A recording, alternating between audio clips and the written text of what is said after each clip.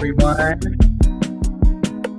Welcome to today's live podcast interview on healing abroad, how moving countries changes everything. I am joined today by the wonderful you, my dear friend who I met here in Thailand at a recent meetup. You is a public relations and communications strategist from Japan. She studied in Australia and the US, broke the cultural mold early, and became self-employed and is now thriving with her definition of happiness. Currently, Yu is wandering through Southeast Asia with a suitcase, big confidence, and so much love for friends and herself. She's always excited for good conversations and warm friendships. And for those of you who do not know me, my name is Luke, and I deliver complete mind, body, soul transformation. We are now located and doing this podcast interview live from Chiang Mai, one of the biggest healing centers of the world and one of the most spiritual places on planet Earth. And today we're going to start off by speaking more about why we left our countries, the culture shock and identity shifts that we both experience, and also the power of you getting out of where you're at, healing abroad, since it literally changes your nervous system when you get out of your current environment. Okay, when you stop those same Groundhog Day, same actions, same places, same things. And I just want to start off you by thanking you for joining my podcast and our wonderful community, and just want to give you some space to introduce yourself beyond what we just mentioned. Oh, hi everyone, my name is Yu. I come from Japan. I've been traveling for a couple of years now. I'm currently 25 years old, still learning a new adulthood. I'm so excited to talk with Luke. Thank you for letting me join your podcast today. We've been friends for a couple months now, I think. We met in my Japanese meetup in a great restaurant in Chiang Mai. I'll talk about it later. And ever since we've been hanging out, enjoying this beautiful Chiang Mai life. Yes, and we recently did an interview at the park, and you is truly fantastic at what she does. So thank you for taking time out of your busy day to come and join us and spread some light to everyone out there all over the world. So we're excited to reach out everywhere in Asia and everywhere in the USA and beyond.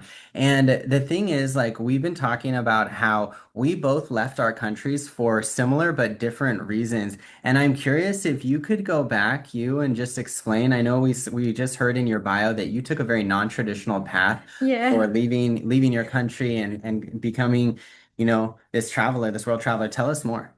Oh God. Okay. I have to go back to when I was in high school, if that's okay. So I grew up, I was born and raised in Japan completely in a very traditional way.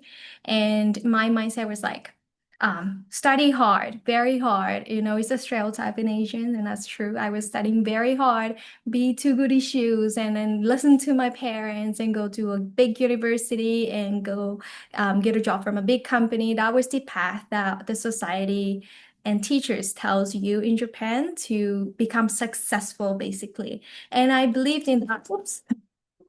And I was studying really hard. And then I had a chance to go to Australia just for 2 weeks for a homestay program. And that was my first time going abroad in my entire life. And I was like, okay, this is a great opportunity. It will look good on my resume or whatever. And it changed my entire perspective, my life. Because again, back then I was working hard all the time. I was still a student, but I was trying so hard for everything to have a successful life. But when I get to Australia, everybody was so relaxed. I saw like waiters at the, I don't know, at the fast food place, yawning, listening to music, just doing their job, so relaxed. I saw the grocery store close at 5 p.m. That could never happen in Japan. And like the convenience store is like 24/7. People work so hard in there. And I realized like, oh, I was really hard on myself, even though I was still a kid, and it doesn't have to be that way. And it's just the air. The people are at the park running, I don't know, just talking to strangers, having a great life, and people are relaxed. And then, and after that, I decided to go study outside of Japan like a couple of times. I really wanted to feel connected to outside world. That's the expression I think a lot of people use in Japan. And then ever since, yeah, I've been traveling in and out of Japan, just exploring the world. That's fabulous. I love it. And now since we both have been abroad for, different amounts of times, I'm curious, how has it been like transitioning to this new life abroad? Yeah, first of all, language was my biggest challenge. I speak English fluently now, but I started it like 6 years ago. When I said that when I went to Australia, I couldn't speak a single word of English. And when I also studied in the United States, but I couldn't even order coffee at Starbucks. That's where I started 6 years ago. And now I speak fluent English. And language is a tool, but it's not just a tool. It holds a lot of culture and a way of how you communicate with that language is so different. Maybe because my transition was from Japanese to English, right? English is more like, for me, very direct. You can express yourself, you can be direct, and it's okay. But in Japanese, you have to be very like high context. You have to imply it's a beautiful language, but I had a difficult time crafting the words in Japanese in a way that is polite enough. You know what I mean? So it just the language and then the culture was the transition that I had to go through. I would say the biggest change.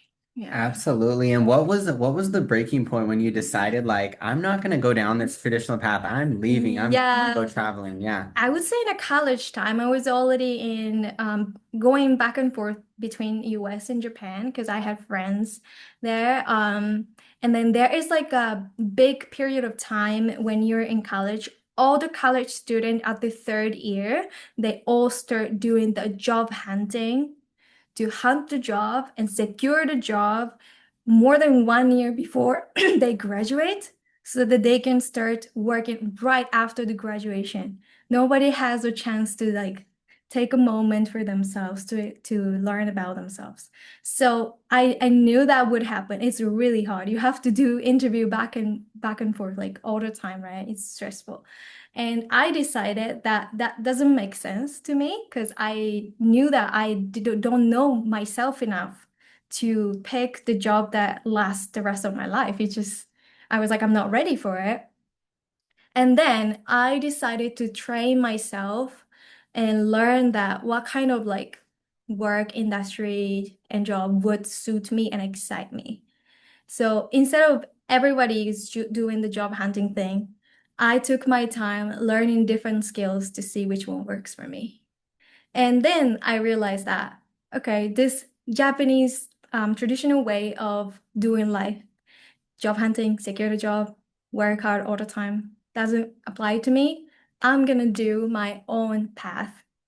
I use my skill to make money, to make living my way, meaning self-employed. Beautiful. That's so cool to hear. So you and I have been talking a lot about our experience, and we really break the mold in leaving our home countries. And I feel like there's a lot of overlap between our reasons for leaving, right? I know I was very public with my desire to leave. I announced it online to everyone, like what we're doing right now on Facebook, a month before I departed. But I decided that enough was enough. I felt like the USA had become Groundhog Day for me, and it was like the same song and dance, the same things, and I needed a reset. So I studied abroad when I was 19 for a year. I was in Costa Rica. I learned Spanish, and I remember telling myself when I moved abroad, Luke, when you come back to the US, you can always leave if things just don't work out how you want them to work out. And I remember I had that voice in the back of my mind, and I always had it in my mind that I was too late. Like I'd seen all these people online who moved abroad in their 20s, taught English, what have you. And I was like at 30, mid 30s, I left at 37, right? I was like, oh my God, no one does this. Like no one just ups and leaves. But then I was like, you know what? When I came to visit Thailand a few years ago, I was like, I could see myself here. I could definitely see myself living abroad. As you all know, I'm now 100% digital in what I'm doing. Before I was 50% in person, 50% online. And I decided, I'm gonna take the leap. I'm gonna give myself 6 months to go. And I left and I came to Thailand. I went all over Southeast Asia and decided to settle in Thailand, but I've been to all these beautiful places. And I can say like It's been beautiful, beautiful, like going down a different pathway. So Japan and USA, we were talking about how it's similar because in my country, I believe 60% of US citizens do not have a passport. So most people you're talking Mm. to haven't had the opportunity or have not been able to leave the country, right? And I think it's similar in Japan, is the Yeah, it's percentage? less than 20% actually. Less than 20% have a passport. So we're breaking the mold from where we come from. Like Yeah. we were surrounded by a lot of people that are kind of staying in their home country, right? So that's kind of just a reminder that just because you're seeing people do things a certain type of way doesn't mean you have to You have do what they always do. have options to do things differently. It feels scary because maybe everybody else that you know don't do that way, but you can absolutely do it. You just have to set your mind to it. It's gonna happen and it's gonna work if you do it in the right way. And I have to say that like if you're born in that country, it doesn't mean that you have to be there the rest of your life. You were born on the earth. You absolutely can get to pick wherever you want to be, and that's how it's supposed to be. And yeah, we are doing it, so you can do the same. Yeah, and I know in my own journey, I created a lot of false fears about moving abroad and about just traveling abroad in general. And I know in my own experience being abroad, I've even had loved ones call me and be worried that my body is going to be found somewhere. I'm going to Mhm. get kidnapped. They saw Mhm. something in the news about some place outside of the United States where there's a lot of crime. And they think that's where I am, right? And I do think, and I'm just curious because let's like talk more about like the culture shock and the differences between how it's perceived living and traveling abroad and how it actually is, right? Because Mm. we are in Southeast Asia. We are in a place where I think about 50% of the people don't speak English. So it is Mhm. a shift in culture. It's predominantly Buddhist. There's so many different cultural norms that I've Mhm. learned since being here, and I'm sure it's very different coming from Japan, but I would just love to hear your perspective. Like, what did surprise you about moving abroad compared to Oh, what people were saying when you didn't leave your country? that's an interesting question. Um, well, I would say in traveling, I mainly travel in like South Asia, Southeast Asia, right? And I have to say that the people I meet oftentimes are also like travelers, unless they're locals. And travelers have like overlap similar mindset when it comes to that because we all somewhat decided to go abroad and travel and be free from the routine.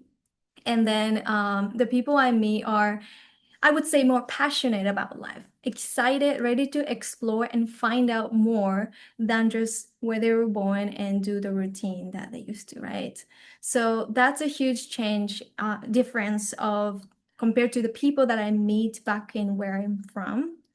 And I feel like in my own experience, the people I see where I'm from, just in my city, is like they talk about work and then like a drama, the workplace, or like friends, complain about stuff. But when you're traveling and meet travelers, the things that they share is like something that they found, something they ate, just excited things, like more positive, uplifting things, at least in my own experience. And that affects me to see the world more positively. And I'm just genuinely just excited to live that way like them. And now I'm one of them. Yeah. Yeah, Do you agree? I 100% agree. Yeah, I would say it takes a certain type of person to up and travel long term, live abroad, whatever the word is you want to use. Like I literally just met a couple on Thanksgiving at our Nomad meetup that they decided to pursue their dream and just travel and live abroad for a whole year. Okay, and they're like living their dream, and it's so amazing to meeting people that are doing it rather than thinking about it or talking about it. And then I would say also like just if you can make it in where you're at now, I want you to just give yourself some credit. Give yourself a pat on the back. And I think I'm speaking for Japan, speaking for USA, like wherever the hell you are in the world, because if you can make it where you're at, where maybe you are facing some challenges, if you will, like you can make it outside of where you are. I know, so for me, I think like traveling for over 5 months. I'm sorry, it's been about 4 months traveling before I decided like I really want to spend some more quality time in Thailand. Like I went to 5 countries and trust me, it was an adventure like living out of a checked bag, living out of my carry-on. Like that was literally it. And then I was also teaching Mm. yoga. I was also, we had our retreat here in Thailand. Like it was a beautiful experience. And I also remember like how freeing it was when I left the USA and I released my apartment. I released all these physical items. I said my Mm. goodbyes to my friends and family. I think it's a And challenging part though, yeah. yeah, that was It's the, not a and then it's not only a fun part about that traveling lifestyle. Yeah. yeah, There's you, always a distance between you and your loved ones, and that's definitely hard. We should point that out. Yeah, and so that's like a big thing is like it's important to keep in touch with people like, okay, Yes. FaceTiming. And I want to mention too, when I studied abroad in 2008, you were abroad. There was no FaceTime, there was no Facebook Live. Like that I learned Spanish, like I like had to. Whereas now, and I thought that that's how it was going to be when I left earlier this year. I thought, oh, it's going to be like no, no, no, no. It's very different. I almost feel like I still live in the USA. I'll totally What? say that up front because I'm still FaceTiming with y'all. I'm still seeing you online. Now I Yeah. live here, I'm interacting with It's people easy here and to speaking connect. Thai. Yeah, that's true. It's not like 2008 when Yeah. we didn't barely had all these Right. technological things. Speaking of the cultural difference, I know that you can compare from the United States and here in Asia, but I can compare like Japan and the United States when I first like kind of lived in the United States as a student. I learned boundary. It feels ridiculous to say, but it's not really a thing in Japan. Yeah, when it comes to especially for work. So I was at I think McDonald's or something. I was just trying to order a burger. And there was only one lady working at a time. It was like late at night. And then there were so many customers and she was like so busy, right? And then when I tried to order very politely, like, hello, and she goes like, can you like wait, stop? Like, don't you see that I'm busy? And I was like, you can do that? Because in Japan, even if you're like McDonald's worker, you have to be really 100% polite 100% like give 100% all the time, right? You have to act like you are at the very expensive restaurant because that's the standard, right? So I was like, okay, I didn't know that you can set the boundary. Like it's my bad that yeah, I get that. You're a worker and I'm a customer, but doesn't mean that like she has the duty to serve me when she's busy. No, no, that's not true. She can set a boundary. And I was like, okay, I actually like that, you know? And then I started like applying to myself. Yeah, that was a huge, huge difference that I experienced in a little daily life.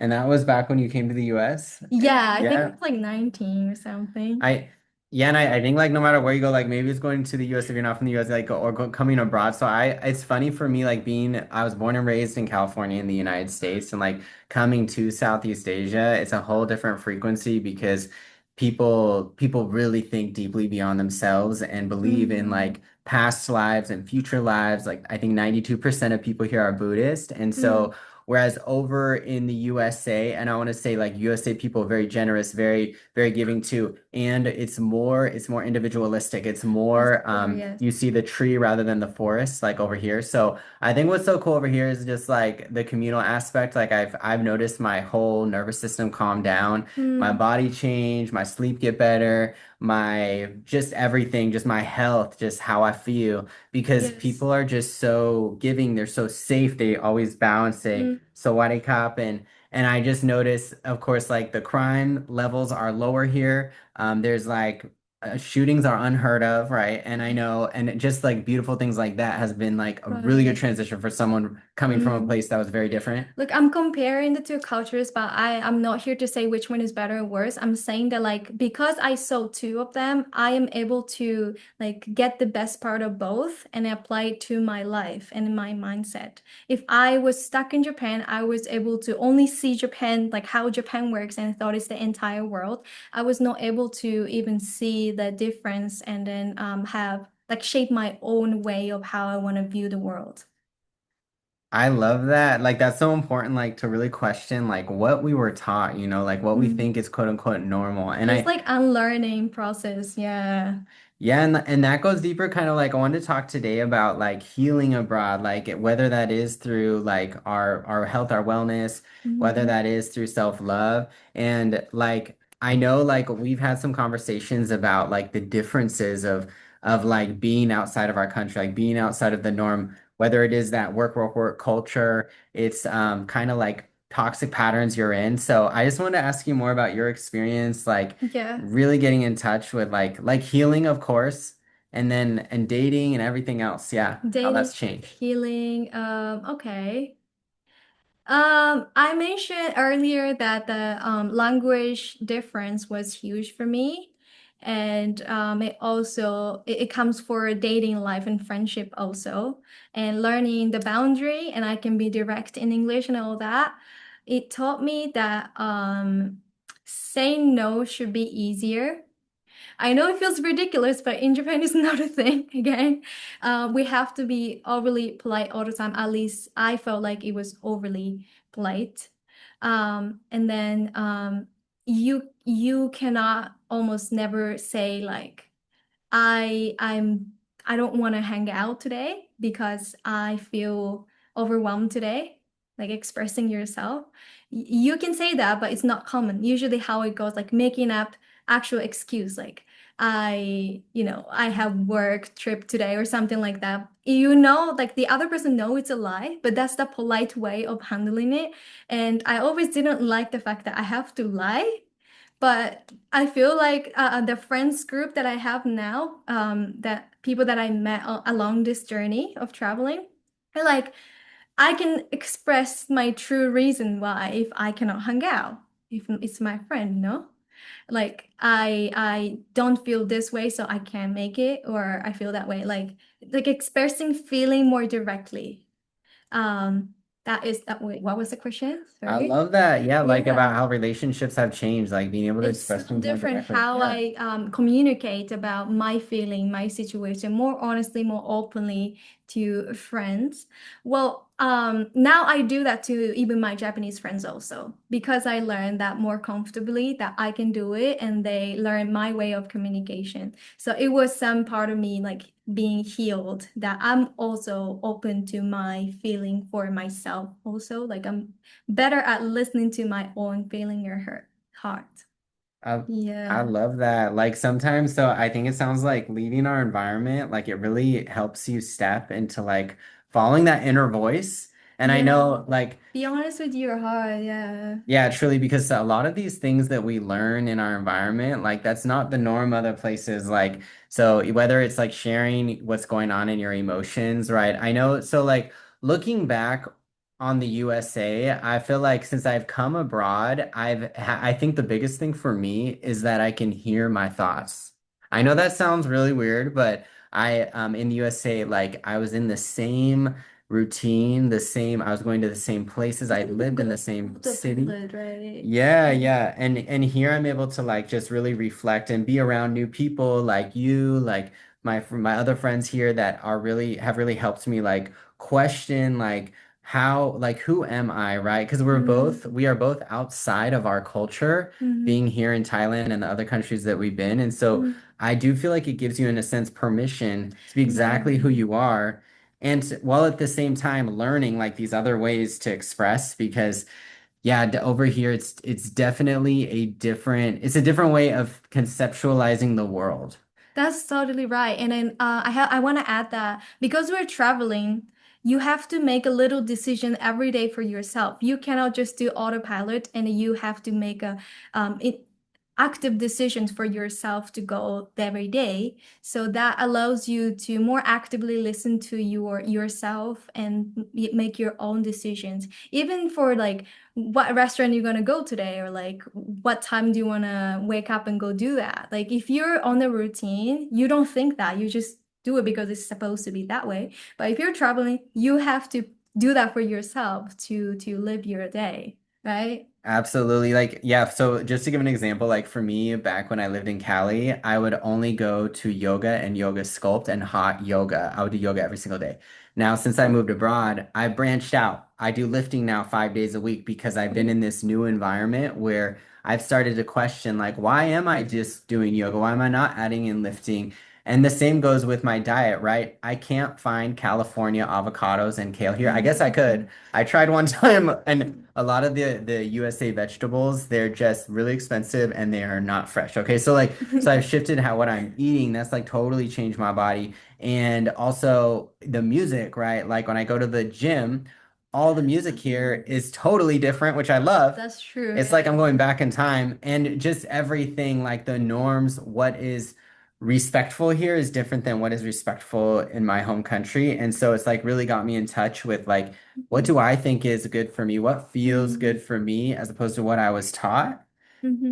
And just like you was saying, I've also really truly really realized being abroad, one is not better than the other. They're just different. Like so I think like the East is it's very more communal, if you will. Like the West is more individualistic. Now, sometimes it's nice to have a little bit of both. It's a little bit Yeah. like you don't want to be too one or the other. And so Mhm. I feel like being here, at least for me, I've been able to really like step into like what works best for my life and Exactly. that's really like transformed how I feel, how I live, what I do with my time, Mm. as opposed to just doing what I see other people do or I see on social media or I see, no, we're constantly questioning ourselves, like what is the best thing to do for us? And then currently, Chiang Mai is the place to be for us. Like we feel really comfortable and we have a really good life in here. That's why we're picking Chiang Mai. We actively chose to be in here. Nobody taught us to. So that's the part that feels like empowered and a little bit fun to live every day. Because we picked here, we chose to be here. Yeah, absolutely. We chose out of all the places, like, and for some of y'all, it's gonna be a different city. It's gonna be a different country. So it's Yes, good to like decide, like, and for to, yourself. for yourself. And then Mhm. also, if you are thinking of traveling abroad, of moving abroad, it's good to like really do your research and then give yourself space. Because I do know people that decided everything before they jumped on that plane and But then they changed their mind after they got to do like a blank country. trial stay. Do a trial. Yeah. Okay, right? And then I will say like also just all of I feel like my brain has very much changed being abroad, like literally tr learning Thai language, learning all these new customs, and just give yourself space for that too, because and it's gonna really change like when you get out of where you're at, it's gonna really for me it's just helped me to really heal a lot of things and really see things clearly. Because we sometimes we normalize things that we shouldn't normalize Hmm. whatever it is, right? Mhm. Wherever you are in your home But you country. don't realize that until you go outside and see something differently. And then you realize, oh, I guess like that's not how it works for me. But you don't realize that if you're actually in it. So that's why like I'm glad that we went out to explore more, to see more possibilities and options. You Yeah. know, I will say too, it's like when we hang out in a group too, like it's Mhm. like the United Nations. We have like the whole world represented. So I feel like It's so fun. it's so cool and I feel like it really drums home that we are all just people. We're all spirits in this bodysuit. We're all Just happen to be on the earth, but we're yeah, all just humans from different places. and we're all Yeah. citizens of planet Earth, And right? it doesn't matter. We're just all friends. Yeah, yeah. That's a new realization being abroad too, yeah. Yeah. Absolutely. Yeah, and just like also I've learned so much from people that I meet abroad because like once again, like if you left your country, I don't care what you do, like you are a go-getter. If you're if Mm-hmm. you're That's making true. Yeah. if you're making and you're traveling and you're doing these things, so whatever you do, like I can't even express in words like the how inspired I am by every person I meet, including you, like including, you know, the both of us right here. So I think it's just been a beautiful Mm. experience. I'm curious, like for the people out there. So I work with a lot of people that are looking for love, right? Like look, are Okay. calling in the one, self-love or otherwise. And we know that love abroad is different. And I'm curious, like, what's if you're comfortable sharing, like, Yeah, I'll talk to, but what is it like dating abroad and like finding love abroad since some more and more people are it doing it? has been a really big journey. And I feel like a lot of people have heard of it, but how dating works in Japan, it's so different. It's so different. I think people know, but in Japan, there's like a confession culture where usually like, like one person confess their feeling like I like you romantically. Will you go on a date with me? Will you be my boyfriend, a girlfriend, a partner? at least like on the third date or something. And then the romantic thing starts, like actually going on dates and stuff. So you just make it official and then everything else comes after that.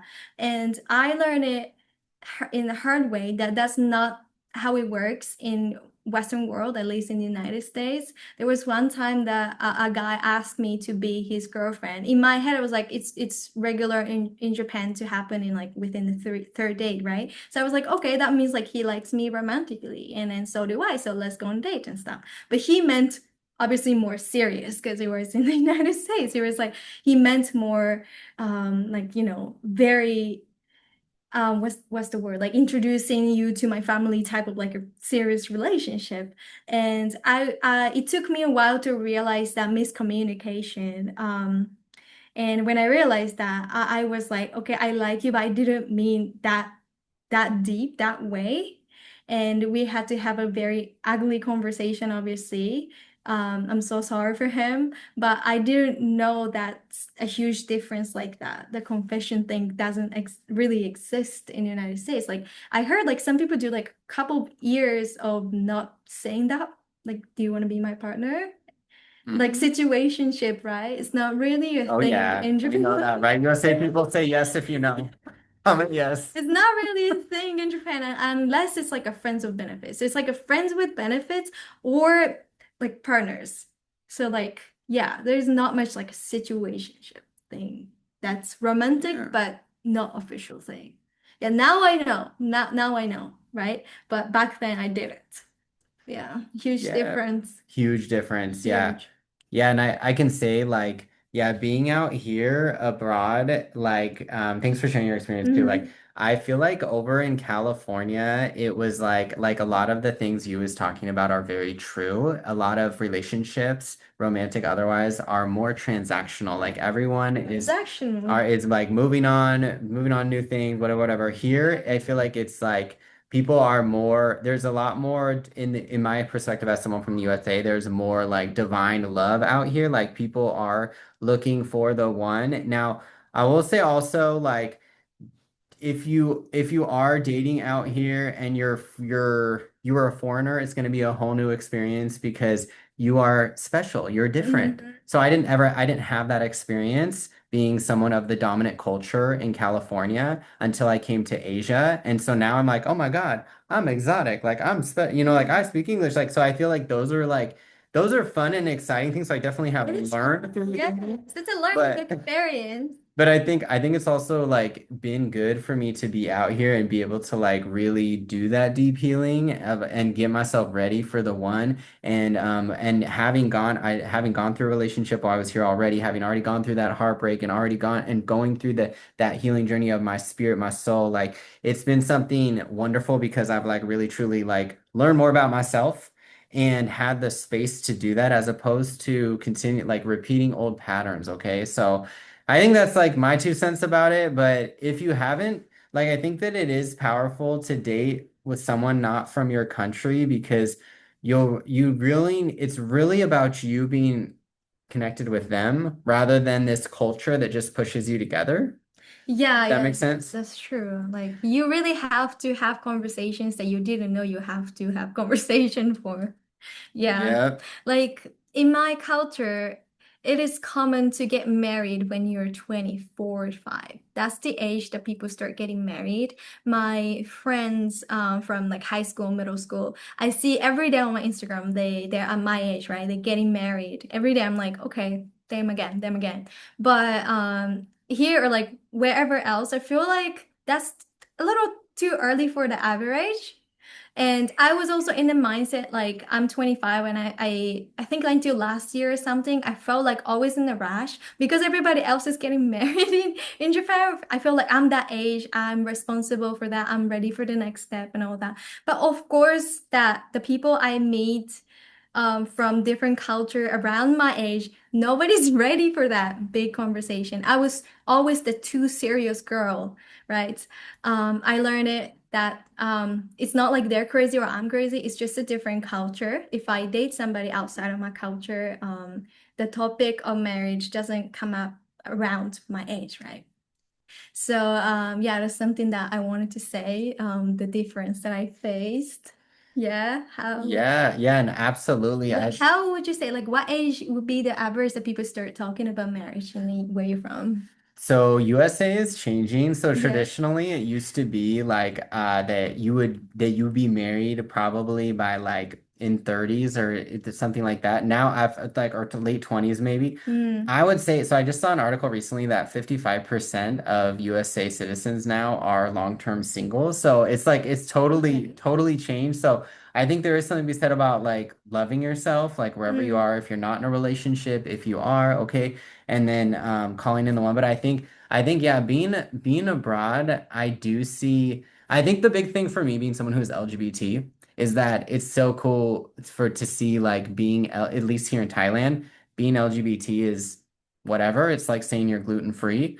I read a statistic the other day that 2% of women in Thailand are transgender women. And that's like the highest percentage in the world. And I was like, this is amazing. There are a lot of people are non-binary.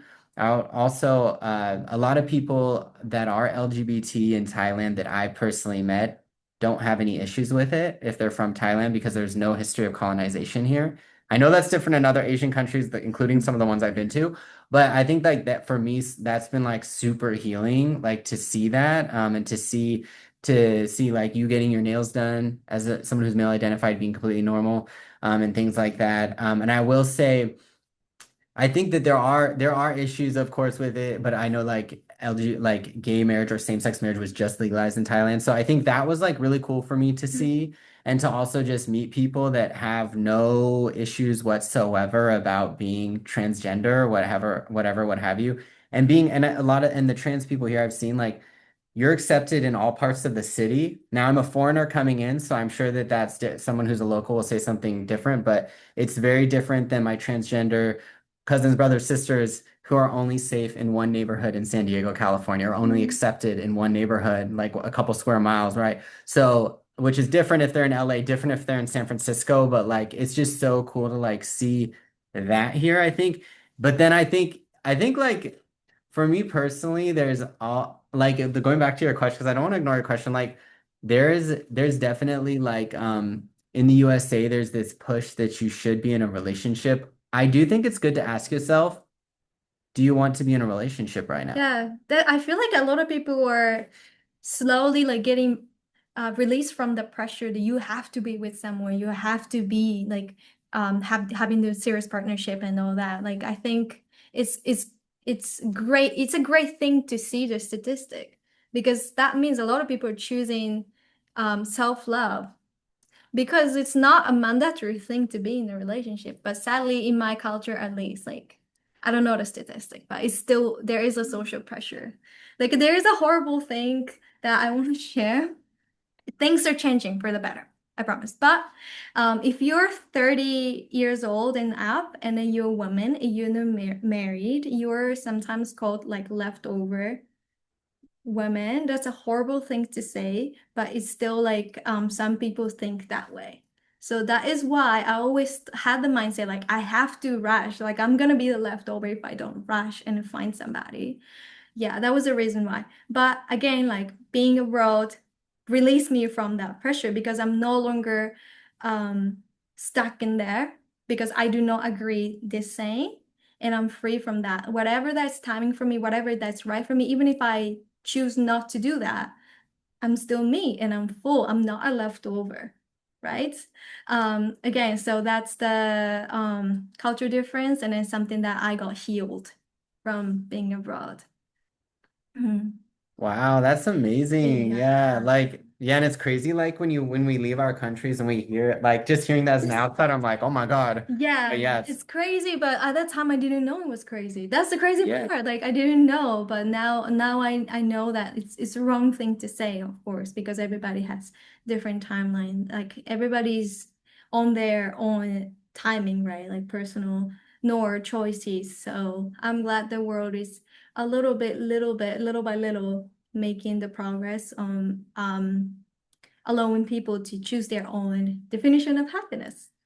Yeah, Mm-hmm. absolutely. Mm-hmm. And I really think like being abroad, it releases you from all of these weird rules that like kind of make you feel like you should be You something should be somewhere with supposed someone. to be, yeah. But it's like the reality is like you should be right here right now, okay? And I'm like just looking back like last year in the USA. So I ended up losing one of my dear friends. Like I posted online about this and I sometimes and she's with me now, she's my guardian angel. Oh. And she was one of those people, God bless her. I know she's here with us now, but she would hold herself to this very high standard.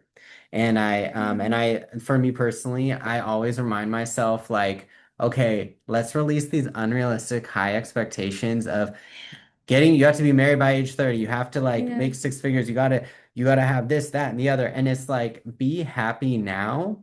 And I know, I mean, even I think about me moving abroad was kind of like part of that decision to like, I'm doing this now. I'm gonna go and do that healing journey abroad. And I think that it's really shifted my energy getting out of that environment. Because so in the USA, we have a big pressure, maybe y'all can relate that are watching this live, to be perfect, right? To have all these things, to have the good looks, to have the kids, to have the house, have boom, boom, boom, boom, boom. And I think like what I really realized being abroad is what makes you imperfect, like that light flickering just now, and like the things that don't work out, like the wrinkles, the scars, the things, the breakups. That's what makes you so attractive to people. Like that's what I truly love in people. Not that we're all the same. Mm-hmm. And so Mm-hmm. I don't know. I think being abroad, it's like people love that I'm different here. People love that I'm like I go to the gym and I'm like dancing and like I feel like it's magnetic. Like people like that I'm in true to who I am and I can really feel like I do that abroad. And so that's why I think that it's so pivotal for you to get out of where you're at and to really like release these old ideas that just That sometimes they're doesn't hurting you. apply to you. Yeah, Yeah. absolutely. Yes. And Mm. yeah, and that's why like getting out is really, really, truly important. And I'm curious, like, how has this changed your confidence and this also connection with yourself in any That way? that's a big topic. I want to answer the question with going a little bit deeper.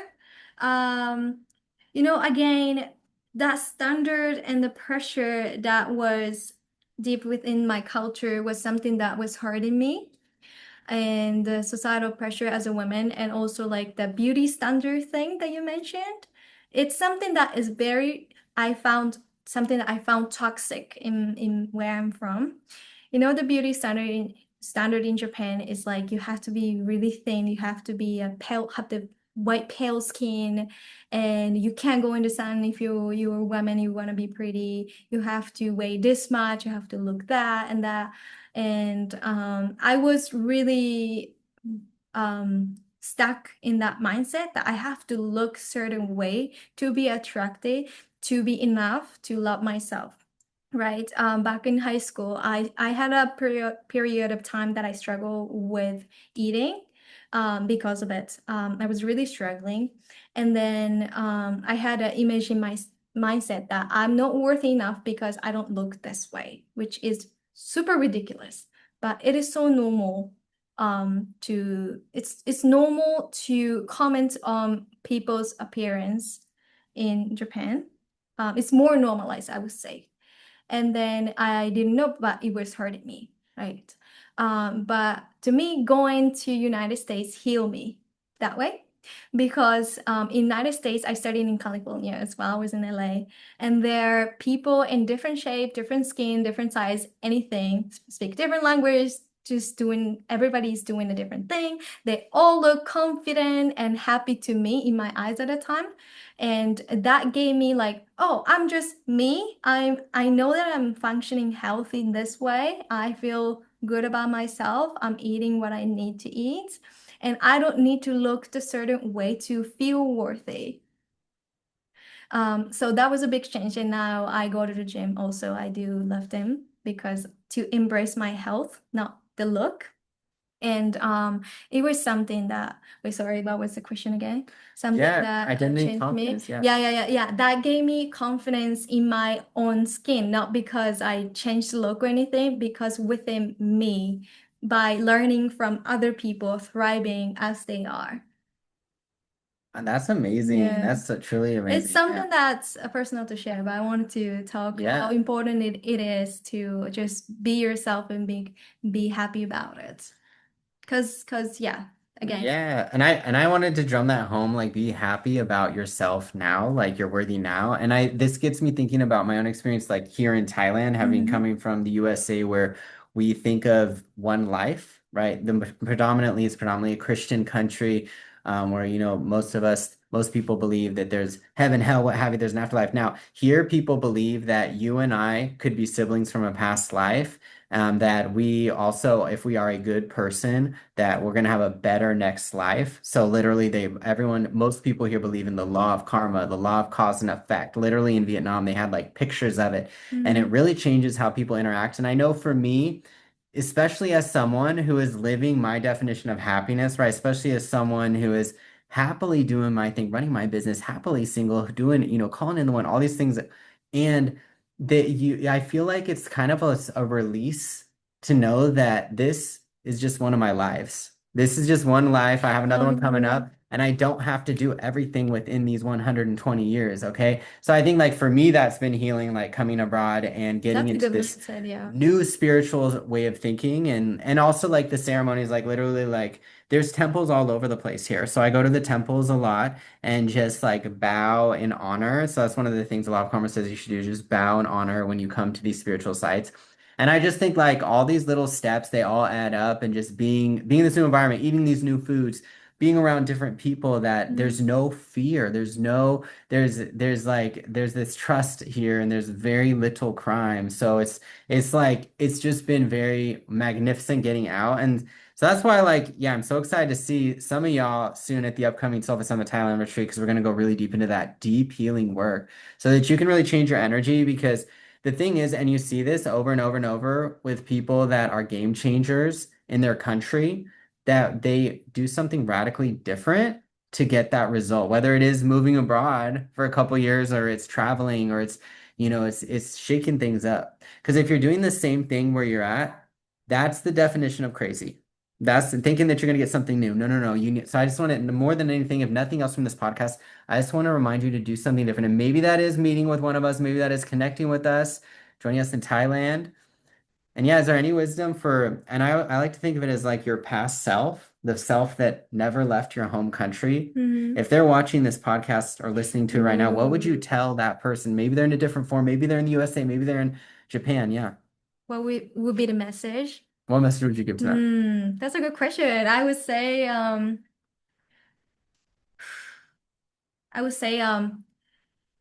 trust me, you have so much more options to how you go about your life than you think. There are so many other options.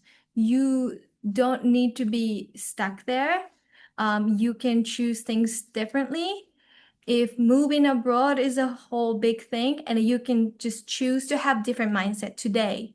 You can have different cup of tea today. Just a little tiny things can make a huge difference.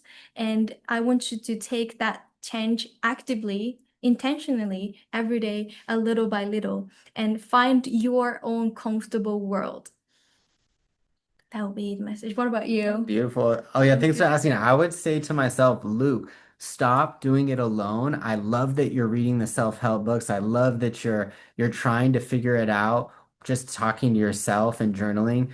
Go find a mentor, get out of where you're at, go do the thing that people tell you you're crazy for doing, because that's what's going to get you to the next level. Whatever it is right now in your life. I know for me, like looking back, I only think about my past, y'all. Like and I know there's no such thing as a bad experience. I'm grateful for each experience, but I just am so glad that I did make the move, and I did go on my first retreat, that I did join my first coaching program, that I started, and it started with little things too, that I started going to yoga every single day when I was in a really dark time of my life back in 2016. And if I didn't do those things, in spite of what other people said or what society said, I probably would still be living a mediocre life and just going through the motions. And I'm so happy Mm, that my past self did those things. So I would just come back to Luke and be like, Luke, you're not crazy.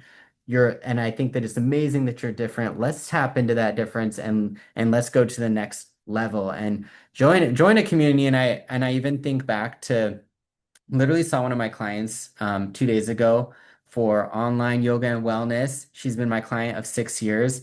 I met her through my first retreat. So, and Oh. that's when I founded my business was right after my retreat. So I would really like, yeah, just invite you to go do something different. And so maybe that means commenting on this post, like thank you, and commenting a question. Maybe that means reaching out to us and yeah, of course, literally coming here to Thailand in February for the upcoming Soulfit Summit retreat. And I'll just tell you all know, any of my people, lukelintott.com/Thailand. And of course, for people that are vibing with you, any other words you want to add to people listening to the podcast, but of course they're vibing with you, where can they find you? Where can they continue to connect with you as you travel the world? Because I know you're leaving soon. Well, yeah, I'll be back in Chiang Mai again, but I have my Instagram at why I'm just gonna just click on the tag. He's gonna tag me, right? Because Yeah. I don't have anything to like advertise on, but like look, I want to stay connected with you. I'll be traveling around, so if you're starting your journey, let me be on board with you. Let me talk to you. Let's be friends, and I want you to experience Chiang Mai because it's one of my favorite cities in the world. I've traveled um, everywhere in Asia, but look, I keep coming back to Chiang Mai because I feel really comfortable and I feel welcomed, and it's so lovely in here. The weather is super nice right now. And if you are interested even a tiny bit, come to Chiang Mai and meet us, and then have a great life here. If you have any like questions or concern, text them. Yeah, message me. I'm here for you, and we can even schedule a one-on-one wellness session to go deep into the issues that you're facing. And what I love to now is that you're coming with us when you meet with us, literally virtually. Like I was literally teaching yoga here in my yoga room to everyone, to y'all on the West Coast that were there live. And when you do wellness coaching with me, when you're gonna come with us on this journey of traveling, I've been to 5, 6 countries now. I've kind of lost track and the list goes on. Like I have some new places planned. I'm gonna be hitting up Japan soon too, so I'll be taking you with me. But if you're interested in joining and learning more in any sense, drop Thailand in the comments. And I want to hear what's your greatest takeaway? Like as people that have left our home country and are now traveling or living abroad, what are you taking away from this live podcast interview? I'm curious, yeah. Yeah, we want to know. I want to We'll see. comment back and thank you so much for tuning in Thank and you so thank you for much. listening to my podcast. Rate it. If you enjoyed it, rate us 5 stars. We love to hear for your feedback and have a great day, everyone. Hope you have a great day. Sending light and love your way. See you February 23rd to the 28th for the Soulfit Summit Thailand retreat to feel good, look good, and heal deep. Comment Thailand to learn more. We're going to do the elephants. We're going to go to the temples. We are going to also have a manifestation magic class, yoga every day, and the list goes on. Let me know if you're interested. Thank you so much, everyone. I'll let you go. Cheers, love, and blessings. Bye bye.